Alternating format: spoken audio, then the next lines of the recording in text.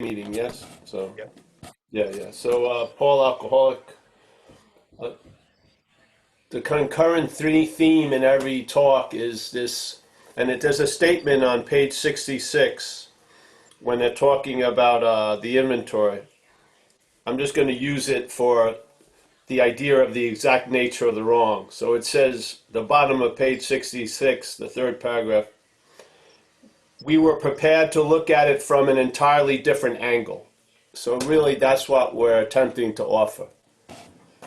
Yeah, we're not offering revisions of the steps or the principles or the suggestions. We're just offering a take on the exact nature of the wrong from a different angle. Yeah, and so this came from being involved with recovery for quite a while now. It came to me years ago that the root of the problem in my own experience and observation was an identification as the disease, so to speak. Yeah, and by being in the state of taking myself to be the disease, I couldn't really entertain being free from the disease. Yeah, because I was, in a sense, the disease. So what happens? Well, you go with that door blocked, being free from it, being relieved from the bondage of self, with that door blocked, then there's a lot of other antics that go on. And we adapt to solutions that are really not solutions, you know. They're solutions that don't hold up. They need constant reinforcement and stuff like that. To me, that's not a solution. A solution stands on its own. It becomes a fact to you, yeah, in my feeling. So I wanted to keep that theme, this identification as self, as being the root of the problem, the exact nature of the wrong, because it's an incredible solution, because you're not that which is screwed, let's say, yeah? You're not the disease. That's an incredible opening. And then more and more gets revealed from that point. So the idea of seeing things from a different angle, I'm looking at the steps from that angle, that the root of the problem is an act of being identified as the parasite or the foreign pathogen, where we're taking the thoughts that it's managing it and it's interpreting as our thoughts. Yeah? So the problem resides in the mind, and I believe the problem talks to us as us. And I've always used this idea of parasites in nature because it sure felt like that in my experience. And a parasite in nature, a lot of them, what they do is they're severely limited on the stage of expression. They need a host to actually fulfill their living, yeah? They need a host to be transportation to get to where they want to go or to be able to do what they want to do. They're sort of severely restricted because they don't have a car to drive to the store. They need to use you to get what they want. And usually they jack into the brain of whatever host they're on, and they start manipulating the brain so that the host takes itself to be the parasite, basically. And now the parasite has a very safe environment because the threat of the host throwing it off has completely been neutered, yeah? Because you can't get out of you as you. It's just impossible. So it's rest assured, and then it just gets about its business, and just its basic condition causes an irritability, restlessness, and discontent in our condition, yeah? And then they sort of blend into two, and basically its suggestions start being our suggestions, and when it brings us to a fuck it, we react as if that's true. So we're living based on false evidence appearing real all day, and of course, the behavior based on false evidence can be quite erratic. And then some of us attract a lot of consequences, and we end up holding the bag, so to speak. And then the parasite can go dormant for that month in jail or the 2 years in a program. It can sort of go back into the weeds, but as soon as it finds itself in the right situation and condition, it arises, yeah? And then basically it starts talking to us as us. Yeah, I had it. I had a direct experience of it. In 1985, my managing my life ended me up once again to have to be managed by others, and I had to submit myself to a program called Delancey Street in San Francisco, and I stayed there 2 years. And I thrive in an institutional setting. I do better when other people are telling me what to do than when I am telling me what to do. And I went through that thing, and it seemed like all the troubles of my life were put behind me, and I graduated under this assumption that that period of being Mr. Jekyll, though rather long, was over, and I was going to be Dr. Jekyll, not Mr. Hyde. Yet, as soon as I left the condition, like the hermetically sealed condition of a living program, the parasite just came right back out roaring and led me to a first drink, which led me to narcotics again. I couldn't freaking believe it. I was totally incomprehensibly demoralized, completely, because I really believed that it was over. I really believed, I went to college, I had friends, my health was back, and I had a feeling, all right, it may be a little bit, rocky sailing, but at least my boat is intact for the rest of my life. But no, as soon as I left that controlled environment, I was prey to the parasite. And then it took me over again, and I went on a 10-month run, which washed me up in a trailer park, coming out of a blackout, like parachuting behind enemy lines. I had no idea what's going on. I got the clue from the conversation and just blended right back into that moment. And then something intervened and struck me sober. It was just that fucking simple.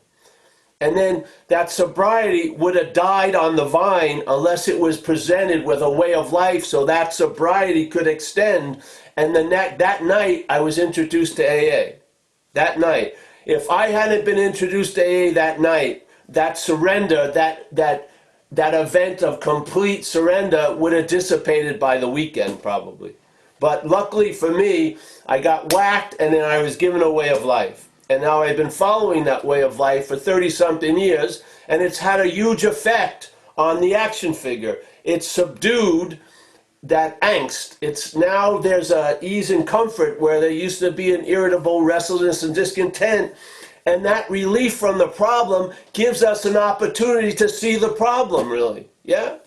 You don't know about alcoholism when you're in active alcoholism. You know about it when you're relieved of alcoholism. So I believe the program gives me the opportunity to recover from really the exact nature of the wrong, which isn't drinking or using. Yeah? The exact nature of the wrong is the underlying condition that I'm living without knowing it. And that to me is the being identified as an image. Yeah? Like I came in AA, I say it all the time, because people would tell me, hey bro, you gotta save your ass instead of your face.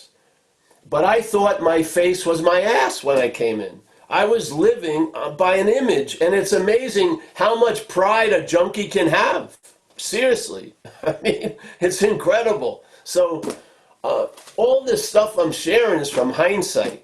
Yeah? I just did the program, and like it says in the Vision for You, this power, this higher power, this God is constantly going to reveal to us more information, hopefully about what we're not, about the disease of alcoholism, so that we can see that I am not the disease, yes?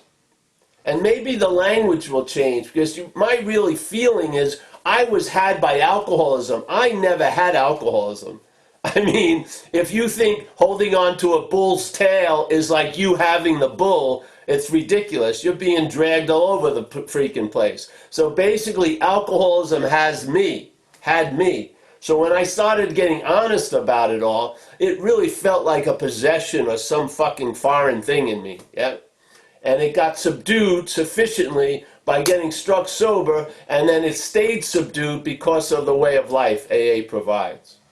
Because it's sound. So I wanted to get to just a little bit about the fear, because I think there's an incredible statement in there where he stops and says, and asks us a question, says, why do you have so much fear? And then he basically answers, I'll paraphrase it, but isn't it because self-reliance has failed us?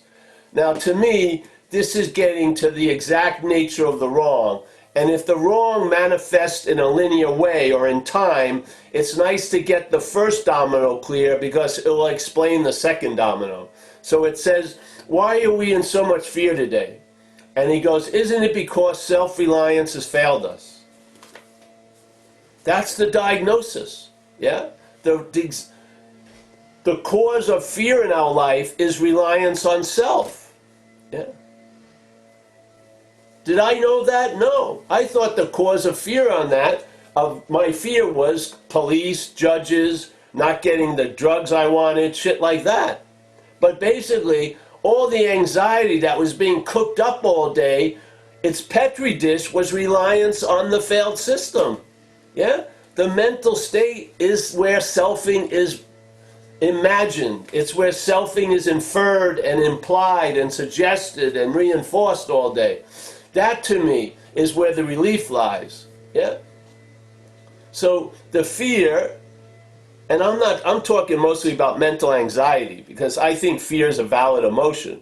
But the mental state's mimicking the effects of fear with no apparent threat. It's just making shit up. Yeah? And because there's so much faith in the thought system, we're believing the false evidence. Yeah? To the point, I can feel like I'm fucked when I have tons of money, everything's fucking great. The head won't even allow me to enjoy the conditions I'm in. It's always casting a shadow over them by saying, but they're not going to last, and you're going to get screwed, and they're all going to find out, and constantly this bullshit. So I see a lot of people at meetings, they're sitting there on July 28th, and they're totally flipped out by August 15th. August 15th is dominating their July 28th. To me, that's the robbery of selfing. Yeah? Yeah, something you have a court date August 15th, but it's not August 15th. Why is it that we have the inability to be where we are? Yeah? We have the ability, we can't be anywhere else, but this obsession and faith in the thought system has us believing freaking mirages all day. Yeah? And I don't believe there's going to be real stabilized relief until we get to the exact nature of the wrong. And how the exact nature of the wrong, when it's seen, how it demonstrates, you don't see thoughts as yours. Yeah? You don't think feelings are your feelings. You don't even think most actions are your actions. Yeah? There's a relief from that pretend made-up ownership of shit that you have nothing to do with. There's a relief there, a real stabilized relief, to the point the baseline flips over from irritable, restless discontent to like satisfaction and contentment. Yeah? I mean, really, what more do we want?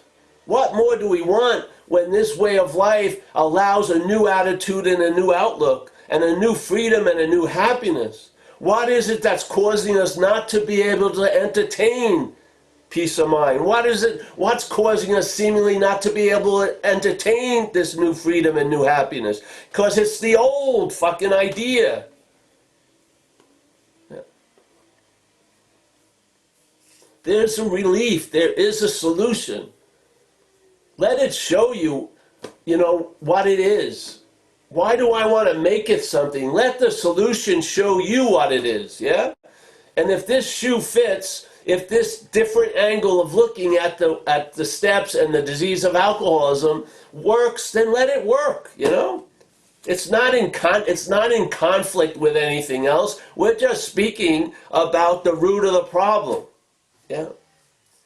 And then seeing how everything else, the steps and the suggestions and the service and the commitments, how they get invigorated by having a clear idea of the root of the problem, and how they seem to get supercharged and get their ability to sustain and produce a new effect in your life. It gets much, much stronger when there's a clarity of the exact nature of the wrong. When there isn't, that mistake is limiting the effects of the program.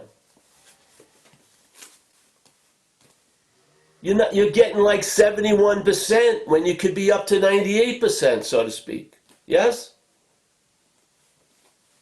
So this is the thing I love to say. It always ends up to perhaps there's a better way. Trusting something infinite rather than finite self. Yeah. So obviously we have been in a deep trusting of finite self.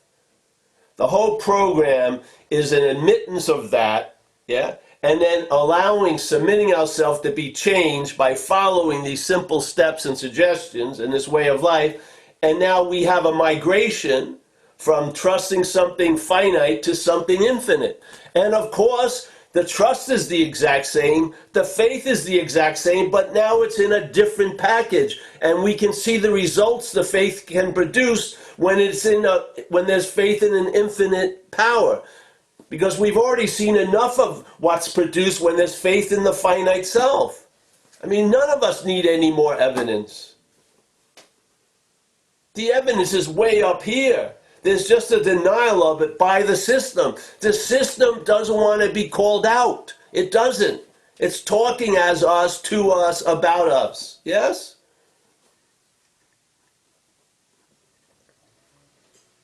So everyone here went to meetings. And everyone here probably walked into the first few meetings, more than that, feeling terminally unique. Yes? Which is a production of the disease completely, where I didn't believe anyone thought like I did, felt like I did the things I had done. Yeah, completely encased, like the parasite put me in a cocoon. Yeah, and it was just like what a spider does. The spider catches something and then it just cocoons it and goes back to it and feeds on it for the next month or two. Well, for me, the parasite's been feeding on me for like 20 years at this point. Yeah. Just keeping me barely alive and just sucking shit out all the time. Well, that terminal uniqueness is like the cocoon of self. And so I'm in that cocoon, but I can hear, yeah? Because the spirit is stronger than anything the parasite can do. I can still hear, I can still see, and I'm listening to people share, and they're telling me that, you know, they're sharing their thoughts and their feelings and their reactions to life. And it sure sounded like they were my thoughts and my feelings and they're my reactions to life. And I had a first glimmer that how could these thoughts that are held as mine be mine if all of you have them? Yeah? And suddenly there was a little ripping in the cocoon. And some of the light escaped. Yeah? And then the light hit the AA principles and then bounced back. And I started to have the sunlight of the spirit entering that little fucking cocoon, yeah? And I started calling a lot of thoughts that were just casually held as mine as alcoholic. And I felt the distance. The cocoon opened up, yeah? The wall wasn't like 8 inches thick. I could see through it. And so suddenly I fucking was coming out. I was being relieved from the parasite's little cocooning, yeah? And I saw the real similarity is we've been taken over by the same thing, all of us. The same thing has taken us all. When they talk to me about, see the similarities, not the differences, the real similarity is we've been taken over by the same parasite, every one of us. And that same parasite has only a finite amount of traits and characteristics, and it's been recognized. That was the revelation of the big book. There was a recognition of the parasite, finally. There was a composite drawing. If you were under the tyranny and you read that book, you may become identified with it. You would recognize it. Jesus Christ. They're describing what it's like, exactly what it's like for me today. And this description was in 1939. Yeah? Because they were taken over by the same thing that took me over. Exact same thing. There's not like, what's new in alcoholism 2020? There's nothing new in alcoholism. It's a takeover by a foreign pathogen, basically, that demands the host do what it wants to get what it wants. Yeah. And then after it racks up prison sentences and broken marriages and getting run over by cars, the denial is so powerful, you're still calling yourself that. Yeah. This is about the relief of the bondage of self. The bondage of self is the faith in all those activities of believing everything you perceive, all the thoughts, all the memories. Yeah, yeah. So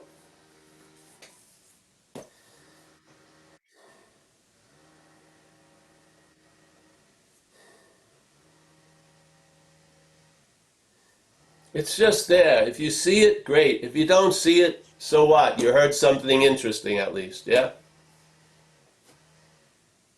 It's not a threat. We're not trying to replace anything. But I just never heard a description of the exact nature and the wrong of the book. I heard a lot of descriptions of its activity, but I didn't know what caused that activity to be so abundant in my life. What was the cause of it? Why can I not recognize that foreign pathogen? Why can't I have a sense I'm not that so I can be free from it? Why is that so difficult to arrive at? Because it's completely against the parasite's agenda. Completely. It needs us. It needs us to feed off. Yeah. Once the host wakes up that it's not the parasite, then the parasite pulls out its big guns, basically. Oh, you're never gonna be sober or whatever. It's gasping for air. It's keeping you. It's trying to spin a cocoon over you so quickly.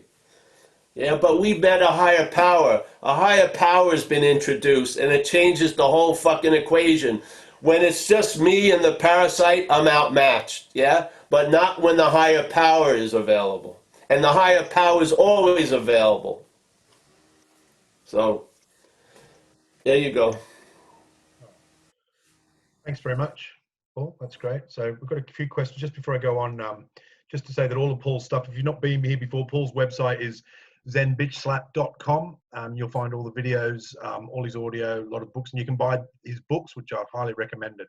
So we'll do a bit more of that later. But first question is Kaiser. I think he's got a question from Tuesday he needs to finish off. So Kaiser, over to you, mate. Hey guys, you hear me okay? Yeah, cool. All right, so self can't get out of self. Got it. That's excellent. That's perhaps the nature of the wrong. My question is, I've had 32 years of sobriety, one day at a time. Doesn't matter if I have 32 years or 32 days, one day at a time. There's only been one moment that I've actually been able to see the fallacy of the self, and then that's gone. So I'm living from self. How do we navigate these 12 steps with AA with selfing as a nature of the wrong? Is it advised to use a sponsor that's familiar with these concepts? Should we revisit these 12 steps with the selfing reinterpreted?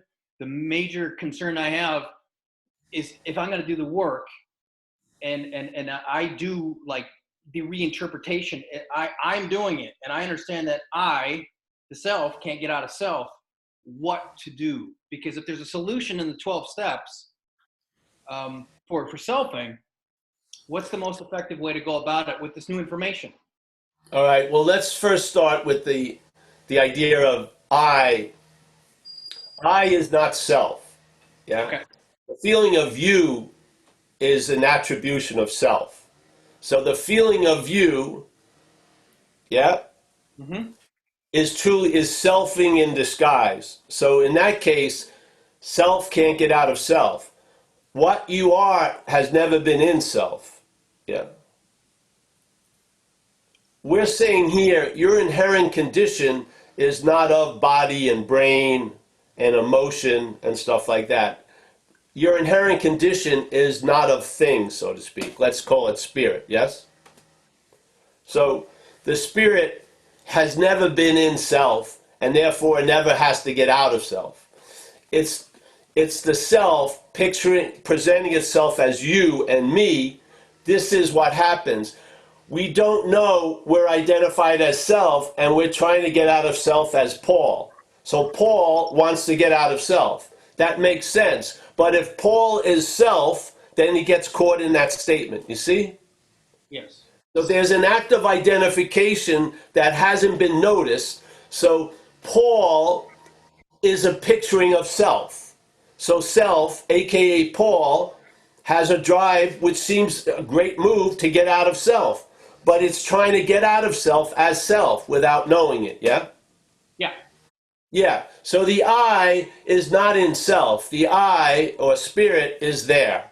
It's never not been here. It's never been touched by all the shenanigans, really. It hasn't.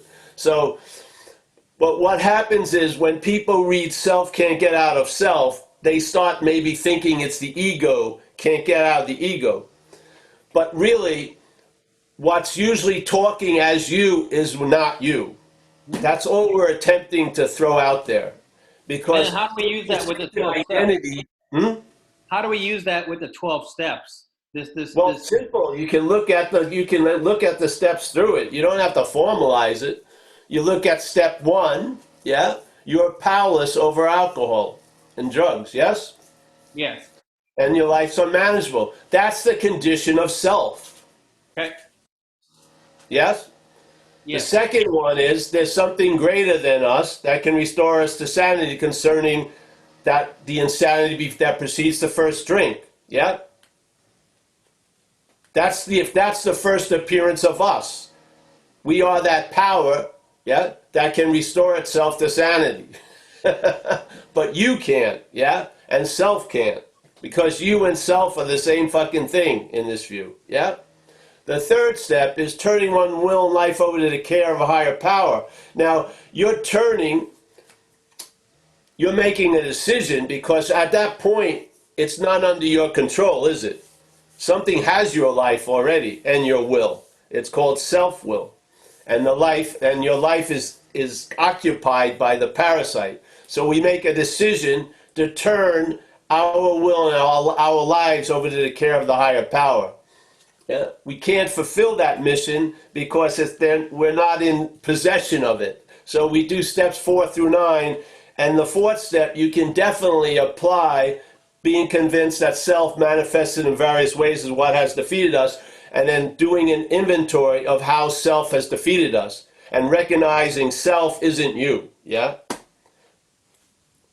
So the step 5, exactly. Now you share all the shit that you've learned or the manifestations of self in one's life with another person, and then that other person helps you maybe highlight certain patterns of self and how it defeats you. And then 6 and 7 is what we do when we recognize what we used to look from. We recognize the alcoholism, and we ask that higher power to reconfigure it. That's 6 and 7.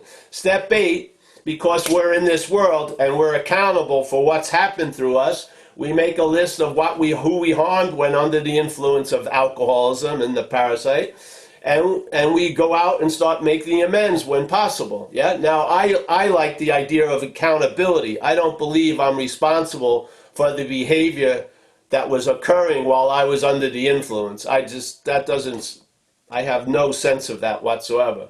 But I'm accountable for what happened, so I make the amends. Step 10 is I continue to take inventory about what I'm not, basically. Yeah? And also to write down and to make sure I demonstrate and honor the changes in my life. So that's step 10. Step 11 is, the whole point of step 11 is to improve one's conscious contact. They give us 2 avenues to do that, prayer and meditation, but they're not the only avenues. Once you see what you're not, basically anything you're doing is improving your conscious contact. Because now you're actually living, not living in interpretation, but you're actually living here. Yeah? You're actually engaged with what's happening today. Yeah? So maybe you'll meditate, maybe you won't. Maybe you'll feel meditated. I don't know. You go to a meeting every day, you pray twice that day. So step 11 is, we just did that. And step 12 is just basically the agenda of our way of life, which is to practice these principles in all our affairs. And if you can't do that, limit them, the affairs, and then help other people to achieve sobriety. Any way it's going to go. I don't give this information out to people I'm working with unless they're open to it. Yeah? Do you suggest we do this with somebody like a sponsor that is familiar with the the selfing technique? Not or is really, because the best thing to really remember is that doing it with the higher power. The sponsor is just an auxiliary piece. Okay. It's the higher power. Yeah. It's you, the sponsor, and the higher power in the fifth step. Thank you. Yeah. We good? You all right, Paul? Yeah. Yeah. Yeah, Fine. great. Oh, great. Sorry, I'm just waiting. So Marie in New York, over to you.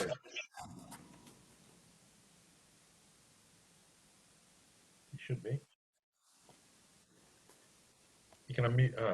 Oh, okay. Yeah, there you Can go. you hear me? Yeah. Yep. Can you hear me? Yep. You know, I felt that I would never be able to take the fourth and the fifth step because I would never be fearless. And I think my beginning of recovery was when I became teachable. So my sponsor said to me, respect the process. Respect the process of recovery. And so by practicing the third step, I suddenly became curious about the fourth step. There was no guilt involved. It was just a sense of curiosity. And I think that began with the opening of it's not me, it's we, you know, for the exact nature of the wrongs, you know, and I respect the process. It took many, many years to come to the acknowledgement that I'm a human being. So I don't see things as character defects anymore, but as part of my human experience. For many years, I turned my life and will over to my thoughts and my feelings. And that was necessary for me to evolve into where I am now. So it's my sobriety isn't just about me, it's more universal. Because as you said, you know, like my thoughts and my feelings are just that. It's part of my human experience. Mm-hmm. So my response is pretty much when things happen. I have the virus and brain injuries, and people say, "Don't you? Why aren't you worried?" And I said, "Why should I worry?" You know, it's like whatever. That's my response. And letting go is. Hey, Marie, just so it's a Q&A, so it's not an all share. So just so you know, so if you've got a question, that'd be really great. It's lovely to hear from you. Oh yes. Yeah. So I want to ask Paul what his thoughts were on respecting the process of recovery. Thank you. Well, to me, it's doing it or letting it do itself to you. Yeah. That's respecting the process or honoring it. Yeah. Okay. Is doing it. Yeah. First, you seem to think you're doing it, and then it's doing you, and then it seems to be a lot of you. Yeah. So that's sort of the process, and then the honoring of it is that you're willing to pass it on to other people. But do you think that it begins with accepting where you are now, you know, flaws and all? Well, you'll end up there. You may not start there. No, right. Acceptance definitely, in my sense, was the atmosphere that I hadn't been in quite a while. I didn't recognize it for a while, but then I started to realize that I was okay with things. Yeah. Yeah. But I don't think acceptance is something you practice. I think it's an expression. Yeah. So when more is revealed, then the expressions coming through us change. And by observing the expressions, you basically see that something has happened. And it's so obvious you have really had nothing to do with it other than as a vehicle for it. So that sustains humility in a way. Yeah. So for me, respecting the process is jumping into it, and then, you know, and the process produces effects, and then there's another process concerning that. Because a lot of people, the way their head is set up, they won't allow themselves permission to be okay. Yeah, they won't. It takes, you're probably the last hook you're let off of is your own, so to speak.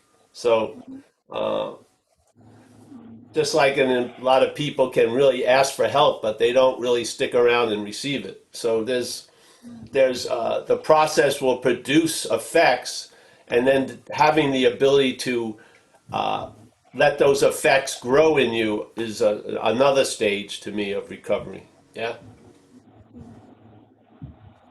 So yeah, to me it's just honoring it. Of course, you have to let what you think you're not happy with land, because basically we're making things real all day, and then we're also making things unreal all day. So there's a lot of things that my head made unreal that it felt uncomfortable about, but I didn't realize till later that my making it unreal made it as real can be. Yeah.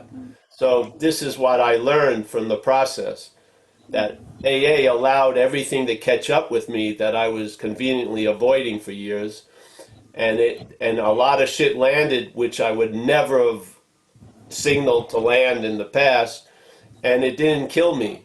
Yeah, and I saw it wasn't me in a sense, and so yeah, it's easy to respect the process with the effects that arise out of it. Yes.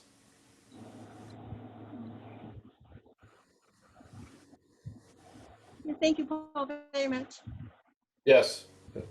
Thank you, Marie. That was awesome. Thank you very much. Thank you so much for joining in. Just had a couple of questions on the chat box, Paul, and it's from Elizabeth, and also a similar question from Kate. Is to any ideas how the parasite latched onto us? It doesn't matter. Just ask, has it or not? Yeah. Okay. Yeah. Yeah. It doesn't matter. Its history is in a sense your history, really. Yeah.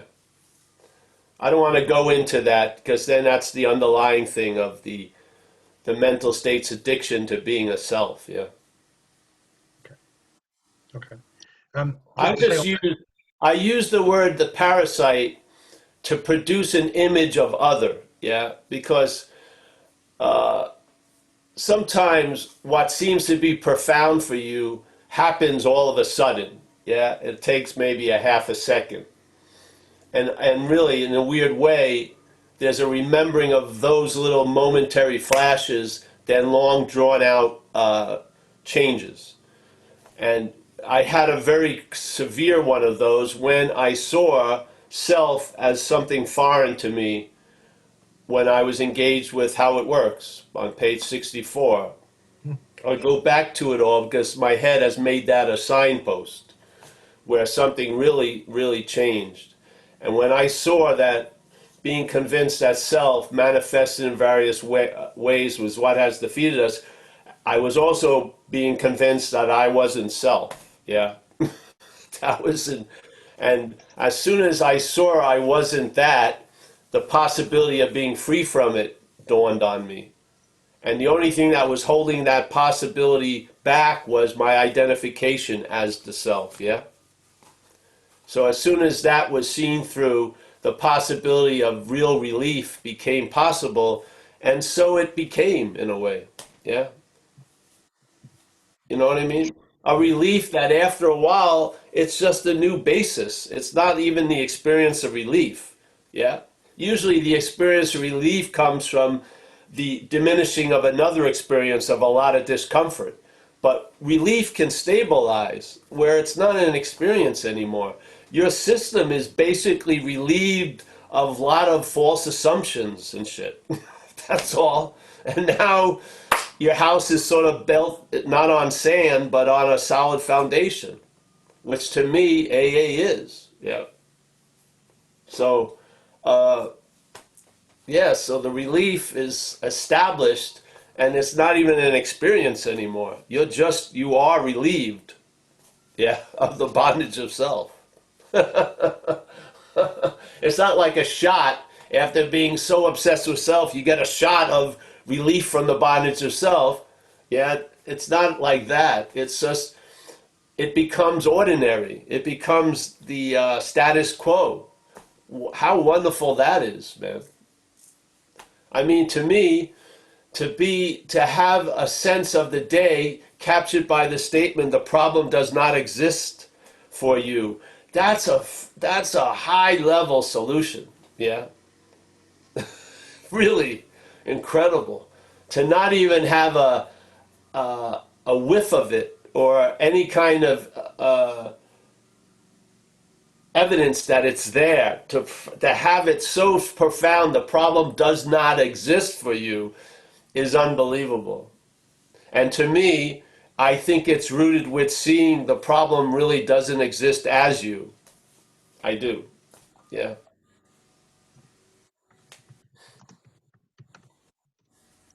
Yeah. Okay. Yeah, go ahead. I'm all right. Right. Thank you very much. I think you've just answered G's question there as well, which is always good. So, Christian, over to you. Hey, Paulie, it's Christian from Minneapolis. Christian, how are you? I'm doing good, man. How are you? Good, very good. It was a little crazy here last week or a couple weeks ago. Yeah, I have a picture of Minneapolis behind me. Yeah, that's exactly what it looked like Yeah, 2 Wednesdays ago. it's a great photo. So, yeah.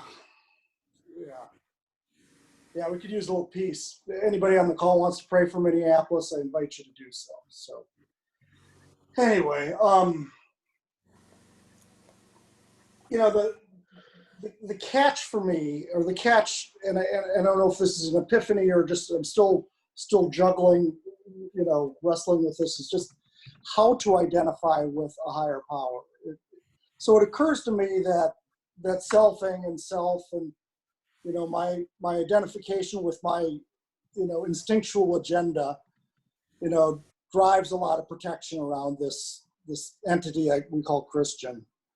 So the nature of the higher power is, for me, a way to actually find a distinction from Christian, from my idea of selfing and selfing. So it's like a triangulation, in physics or a math equation where you actually are able to like see outside of yourself, where it removes it from being a linear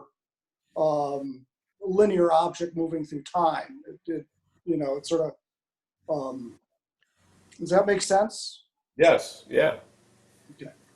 Because the head works in comparison. So how you get a good bead on the parasite is from seeing it from the higher power.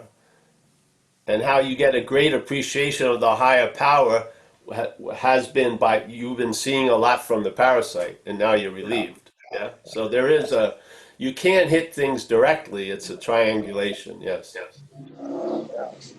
So, and then I have the daily reflection yesterday, which I don't know if you ever pay attention to that, but I was at a meeting where they read it, and they actually talk about being irate in your car behind somebody else who's driving too slowly, and you're agitated. So it talks about levitating above to sort of see the whole situation. Me in my car angry.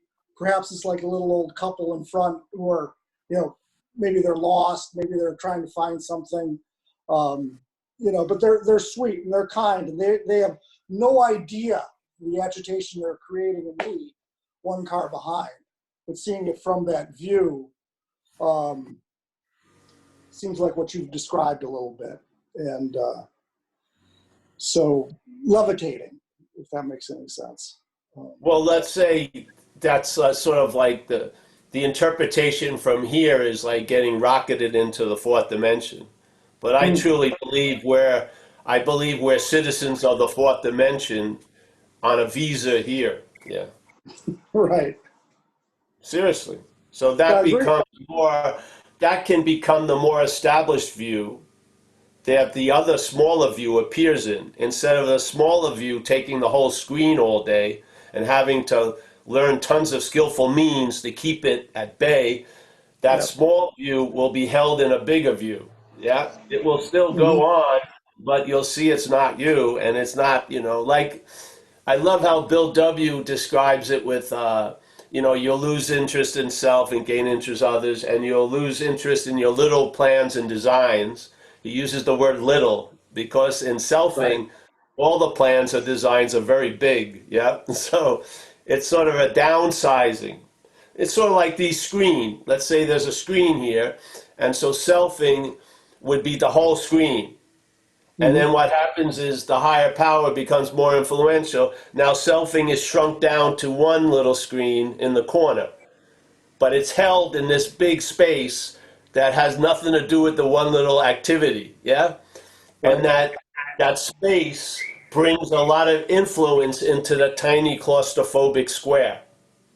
Yeah.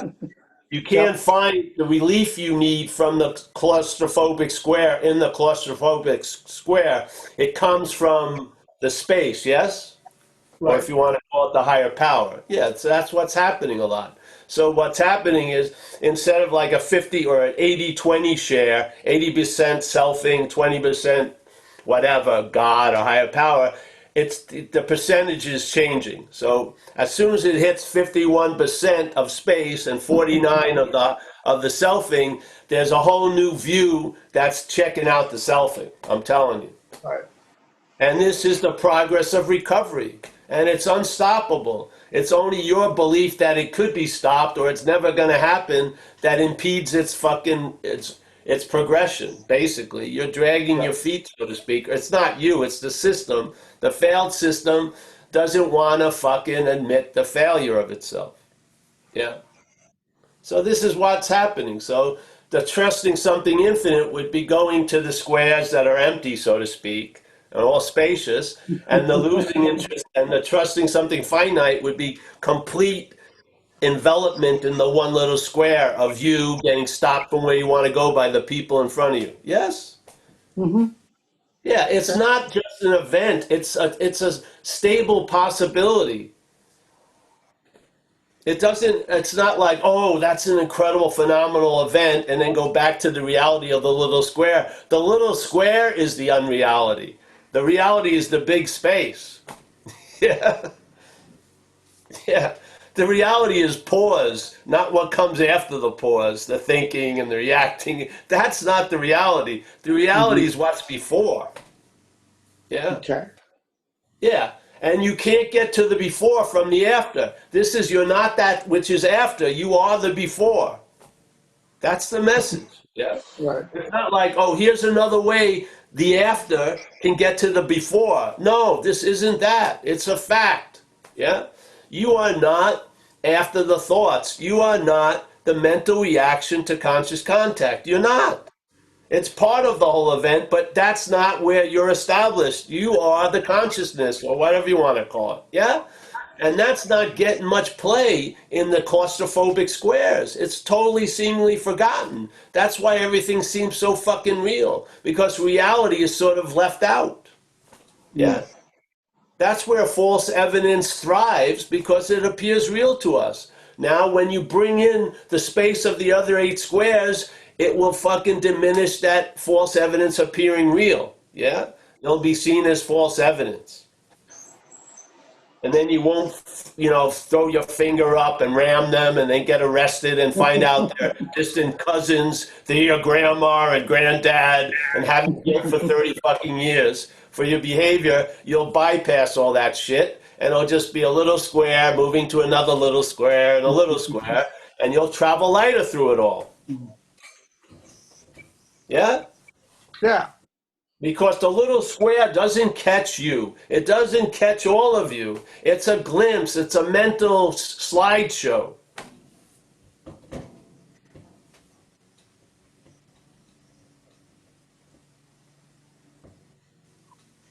That's perhaps the better way. That's how things are seen when the recovery progresses. All I want is to share with you my humble take on the exact nature of the wrong, because I believe the relief is really in a certain relationship with the exact nature of the wrong. If you don't see the exact nature wrong, it's going to limit the relief you're going to have. I just feel it, you know.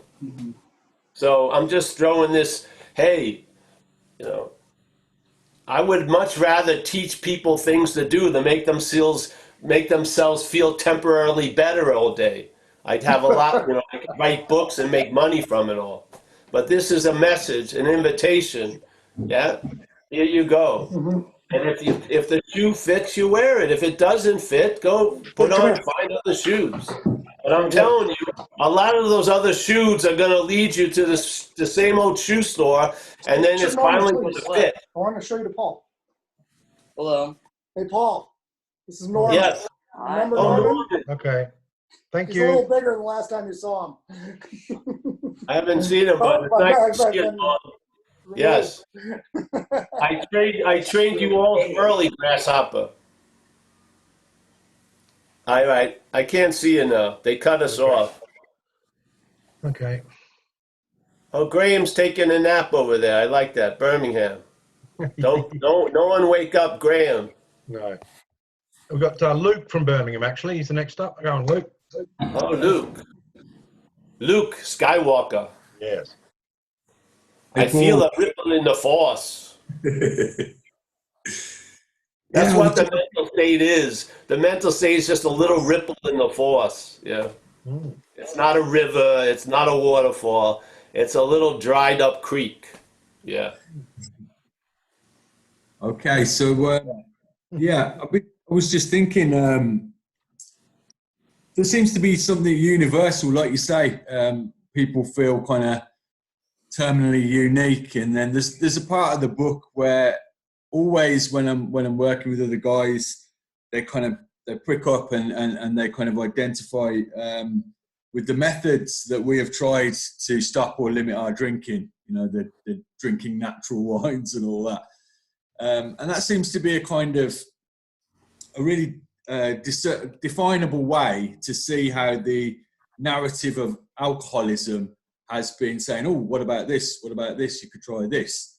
And we end up in the same 3 parking spaces, as you always say. But with the kind of self or bondage of self, is there similar kind of, is it kind of universal? Is that program, the bondage of self, would that have methods that you'd be able to see and go, well, oh, there's methods that are of the self? Yes, of course. It's like a stock version with different languages. Yeah. Yeah. And then programmed and influenced by society and culture of wherever the action figure is. Yeah. Some languages, like English, is very, very supportive of the noun view. Other languages don't support the noun so much. So the language captures the living of life a lot better, like Italian and some of that. But the English language is very, very reinforcing of the noun, so to speak, yeah? So the language in it, I remember I was surfing and the knee went out and produced a lot of consequences I didn't feel I deserved. And when I would describe it, like after the event, I would say I hurt my knee. So it sounded like I went out into the water with a hammer and hurt my knee, yeah? Where I just became aware the knee went out in the water. That's really what happened. But the language just implies that I somehow had something to do with it, yeah? Like I fucked up my knee. I didn't do anything, yeah? You see that? So all day, there's that language is constantly reinforcing the system that it speaks from, which is self-centeredness, yeah?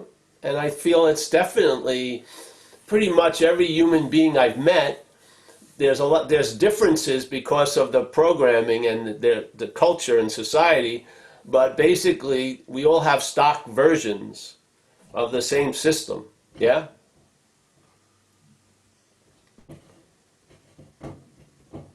Are you there? Yeah. And the beauty of it, in a weird way, is the stock version always convinces the person listening to it that they're unique and separate and very special. It's part of the programming. Alcoholism is just an extreme version of it. Yeah, alcoholism is like selfing on steroids, so to speak. Which in a way is great because it makes it noticeable, more noticeable. Yeah, it does.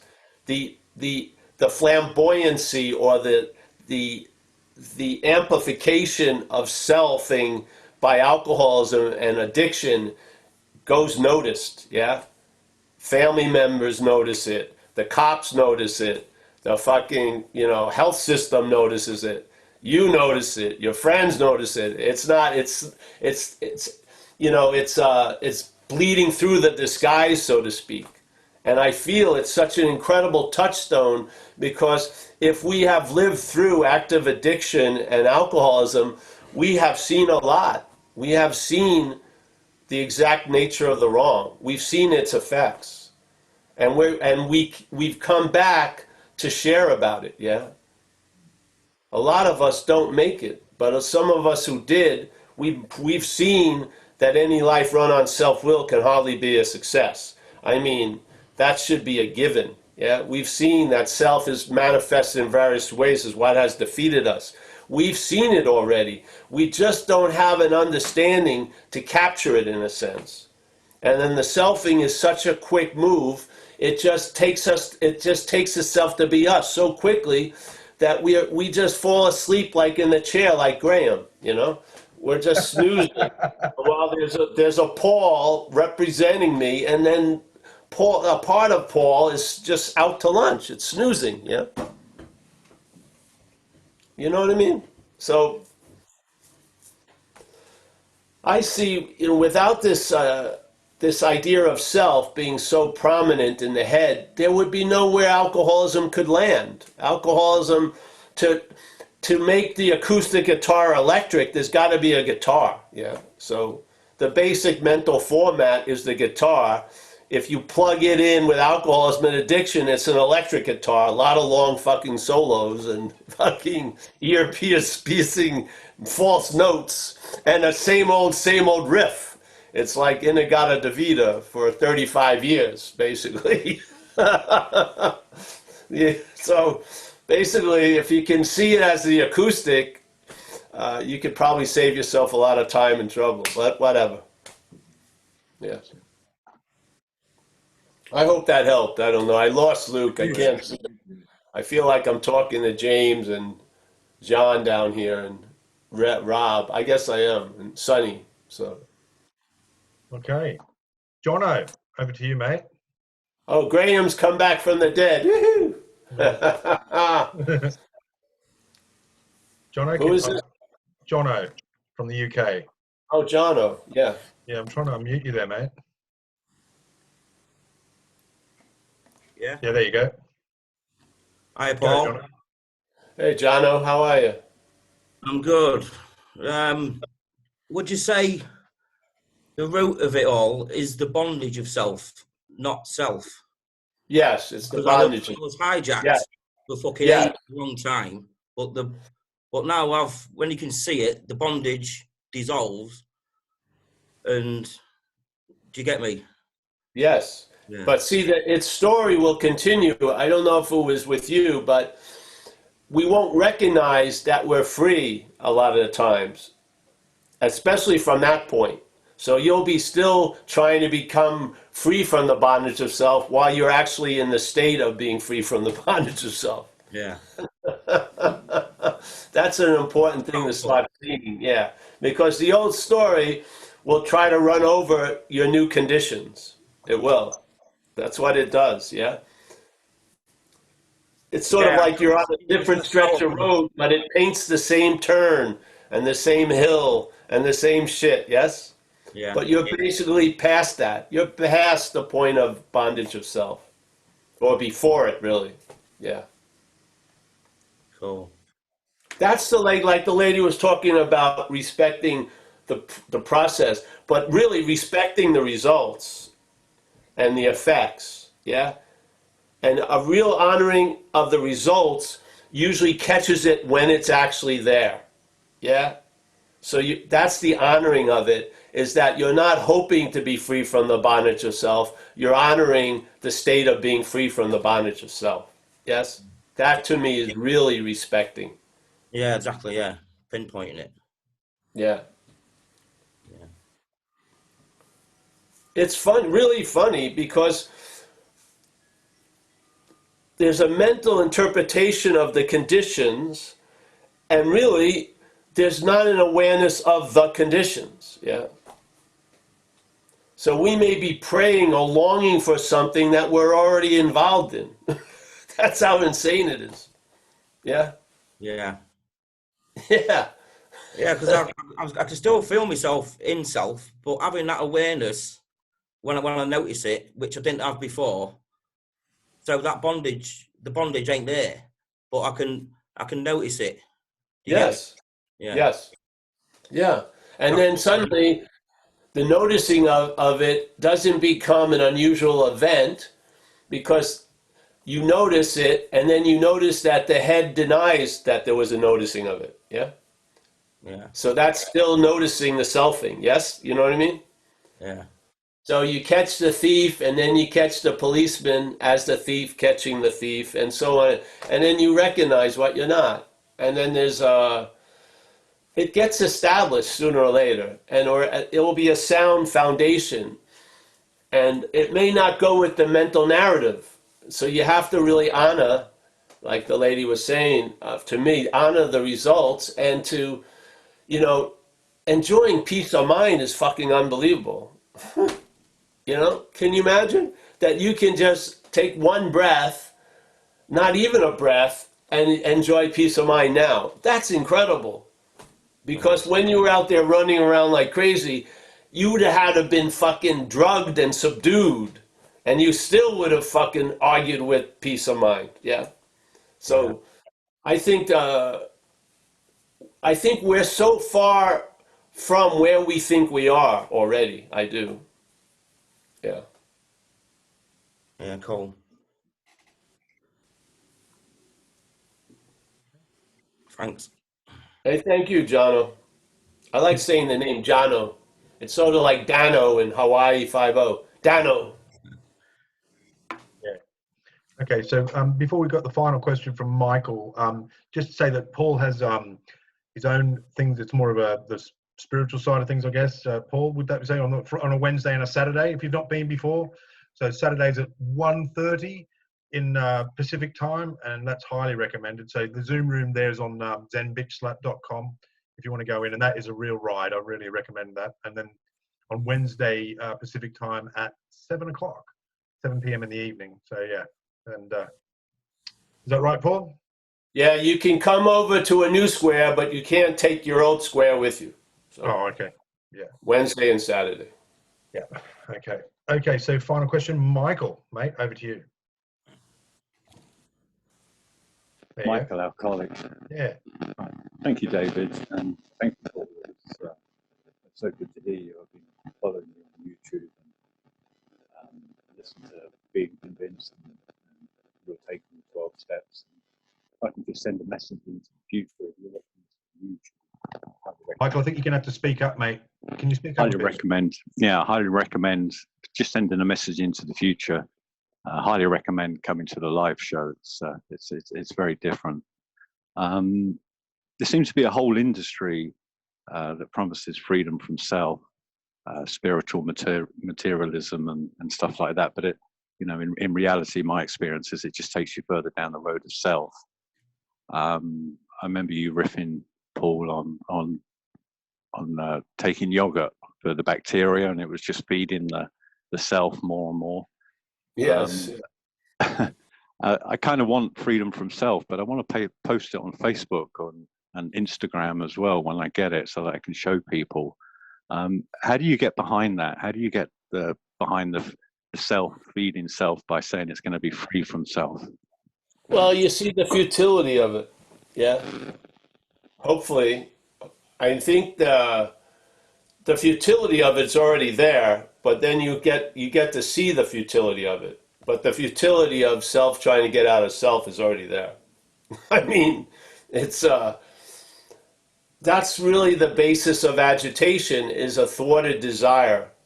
So self wants to get out of self. It's calling itself you, and it wants to get out of self as you, and to still be you, to be there to enjoy it. That's its that's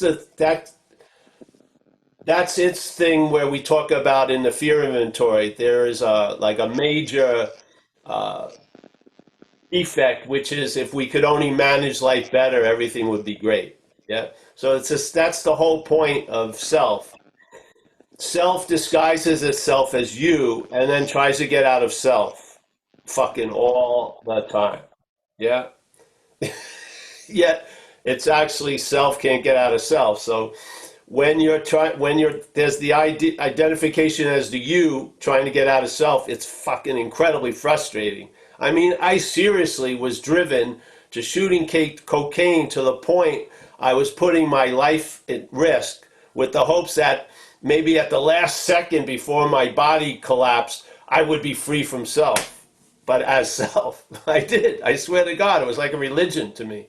And it went so, it's so insane. So the idea of the futility is self can't get out of self. I don't care if you're calling it you or me, it's self or selfing. So it's not going to get out of self. So you might as well be clear like that, just like the first step. If there was a first step in non-duality, would be self can't get out of self. Now let's recognize self, because you may be parading around as self, calling it you or me. So let's just get clear. And maybe by seeing what you're not, you'll realize you were never in the bondage of self, so you won't need to try to get out of it. Yeah? And that's the joy. Yeah? The solution in this case is before the problem. When it comes self getting out of self, it's trying to get out of the problem, yeah? After the problem. Self can't get out of self, but the real solution is you're not self. And then the drive to get out of it stops, and you realize you've never been in it. Hallelujah, finally. Yeah. Yeah? Yeah.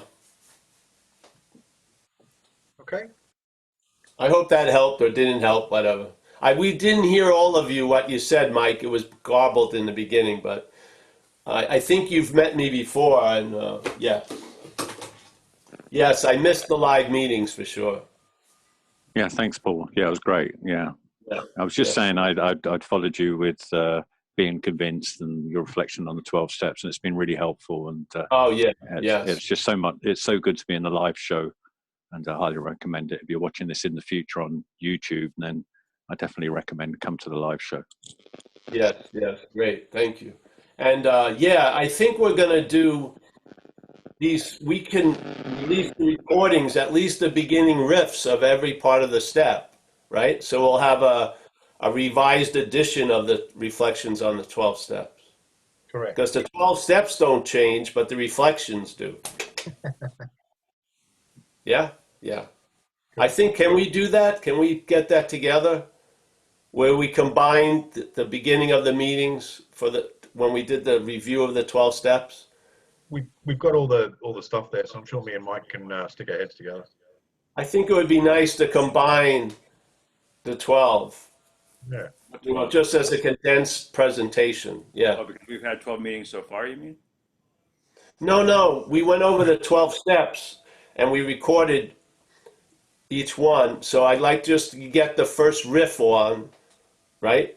Yeah, the first part, the intro stuff when he does each step. Yes, and combine them into a compilation in a way. But for every meeting that we've had so far, is that what you're saying? Your introduction? Yeah, so to speak, yeah. Something like that. So we can put it out, and then, and if they want to go to the whole event, that's fine, but at least they get an invitation, so to speak. Yeah. Okay, I'll confirm with We you. can have a meeting. So hey, are we over now or what? That's it. You want to say your goodbyes? Of course I do. Yeah, great. David and Mike, right there. Those are the two people that set all this up, and Daz.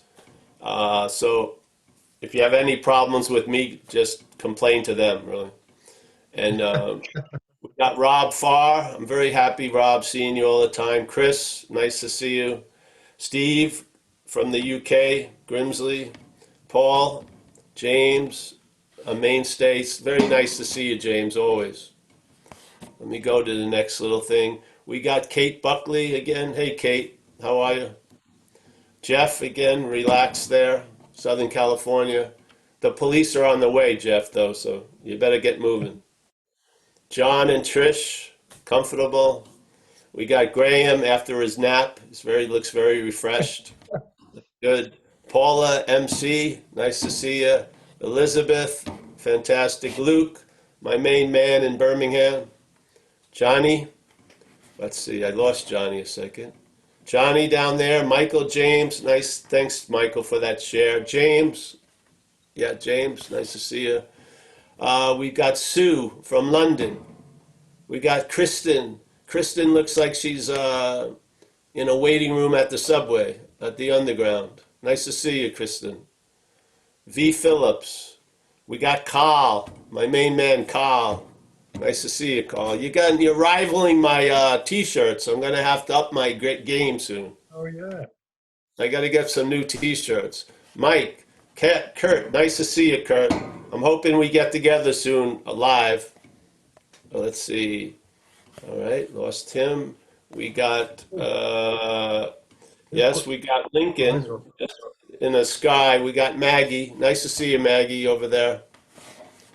We had another Mike in there. Mike there. All I see is his head. I don't know. It's always just, he may not even have a body. He's on like one of those little, little platform with the 4 roller things, coasters. All right, Mike. We got Stevie from the UK. Nice to see you, Stevie. Elena from London. Nice to see you, Elena. Oh, someone, Groot. He's in the fog in San Francisco. Gary came out of his corner. Get back in that corner, Gary. Oh, we have a lot of folks here today. We got Robert, Calgary, G, Keith. We got Howard, my main man from Oklahoma. Jono from the UK. Always good shares, Jono. Maggie, Tom, Keith. Nice to see you there, Keith Young. If I said your last name, G, I saw you, G. I saw you. I like this silent mode, G. It's all right. It becomes you. Yeah. We got Dimitri in the corner, Maggie. Let's see. What else is here? Oh, Michael Stacy. I probably would have gotten high with Michael at one point, maybe. Who knows? Let's see. Could be mistaken, but I feel like it. Let's see. Hold on. We got Christian from Minneapolis. We're sending your prayers. Kate P. Topher, nice to see you. This thing keeps moving. Dennis. We got Cam. Maggie again. I missed some other people here. Yeah, it's going a little crazy now. All right. Oh, Dennis and Sonny. It was nice to meet the family, Sonny, yesterday. Very nice. And then a lot of anonymous people. Thanks so much for, sharing this platform. It's such a, I've grown very fond of all the squares here and stuff. Oh, there's Vicky. Nice to see you, Vicky, there. And so thanks so much for having me, and I'll see you again, hopefully. Yeah? Yeah. Take care. Bye. Bye. Thank you. See you guys. See ya. Thank you. Right, so I've got to get off and go to my home group. But Daz, you're okay to hang on for a bit then?